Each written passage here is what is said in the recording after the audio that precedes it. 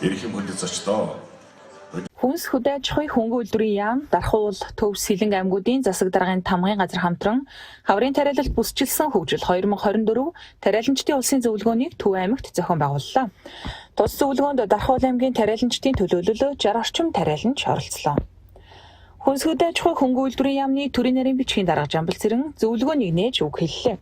Тэрээр хэлсэн үгэндээ өнөөдрийн бодит нөхцөл байдалд дүн шинжилгээ хийж газар тариалангийн салбарын үйлдвэрлэлийг уур амьсгалын өөрчлөлтөд дасан зохицсон экологт ээлтэй, бүтээмж өндөртэй, эрсдэлд ах чадвартай эдийн засгийн тэргүүлэх салбар болгон хөгжүүлэхэд бодлогын, технологийн, үйлдвэрлэлийн тулгамдж байгаа асуудлуудыг зөв тодорхойлох хэрэгтэйг онцоллоо.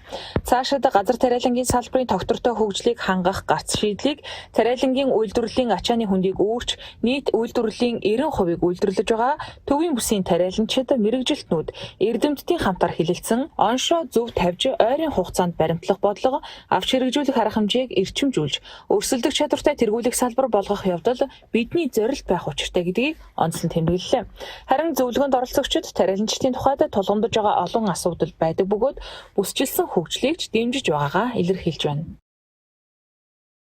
1, 2, 3 дугаар аян бол бид тариалангийн талбайг өргөх замаар газар тариалангийн бүтээгдэхүүнийг нэмэгдүүл асуудал шийдсэн бол хатрын 4 дугаар аянд тэр тариалангийн талбайг эзэмших асуудал байхгүй. Ер нь нөөцтэй ургацаан харивжуулж одоо өдрийн өсөн нэмэгдэж байгаа хүн амаа хэрэгцээг хангах асуудлын том аяны зорилт байх ёстой. Тэгээ энэ зорилтыг хэрэгжүүлэхэд бас одоо тариалан төрөөс үзүүлэх дэмжлэг тэгээ өөрсний одоо тариалангийн үйлдвэрлэлийн технологиг нарийн чанд хэрэгжүүлэхэд шинэлэг арга барилаар шилжиж ажиллах шаардлага бол өнөөдөр бидний өмнө тавигдаад байна. Ер нь бол цаашдаа бүсчилсэн хэлбэрээр явбал маш оновчтой бодлого болов гэж би бодож байгаа. Яагаад тэгэхээр яг одоо өнөөдөр би тариаланч хүн гэхэд төрөөс явуулж байгаа бодлого нь тодорхой бас яг ямар ногоо тарихаа мэдгүй л явж байгаа байхгүй. Тэгээ би одоо жишээлбэл 8 төрлийн ногоо тарьдаг. Луун, төмөс, байцаа, сонгон, шар, хүрэн, манжин гэх мэтлэн. Тийм учраас энийг жоохон бүсэлмээр байгаа юм. За энэ зэгт нь яг энэ төрлийн ногоог тариа гэдэг яг тэр бүс нутгийн усуудад сургалтын явуулаад тоног төхөөрөмжийн яг тэр төвөрлөлт нь хангаад хөрснийхөө үржил чимэнд яг тэр нөхцөлд нь хамгаалаад ингээд явбал илүү тодорхой. Мал тариалан хоёр ерөнхийдөө хоршиж ажиллах, нэг бол эрчимчих, нэг бол одоо энэ газар тариалангаа малаас ангид байх талаас одоо хашааж болох энэ асуудлыг төр засаг яам нь одоо нэг үс нэг талдаа шийдсэн дээр байна. Түүнээс нэг хууль батлаад орхичдаг тэр хууль нь хэрэгжсэн юм байхгүй. Нөгөө малч тариалцтай хэрэлдэл ингээд сууж ид. Тэгэхээр энээр малын отрын бүс, тариалангийн бүс гэж гаргалтад малын отрын бүстэй малаа отролуулдаг.